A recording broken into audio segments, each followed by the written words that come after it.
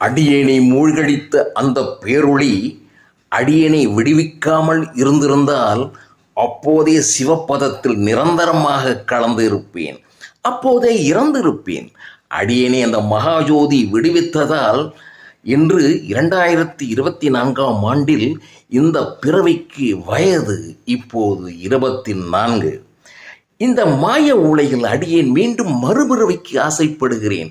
ஏனென்றால் நண்பகலில் பார்த்த அதே பேரொளியை இப்போது மீண்டும் இரவிலும் காண்பதற்காக பேராசையாக இருந்தாலும் உயிர் உடலோடு கண்களினால் நேரடியாக கண்டுகொண்டே நான் மறைந்து மகாஜோதியை ஓர் முறை காண்பது மீண்டும் ஒரு பேரின்பம், மீண்டும் ஒரு மறுபிறவி. கேட்காமலே கொடுத்த அந்த மகாவள்ளல் திருவண்ணாமலை கேட்டும் கொடுக்காமல் இருக்குமோ அந்த கருணை மிகுந்த மகாஜோதி?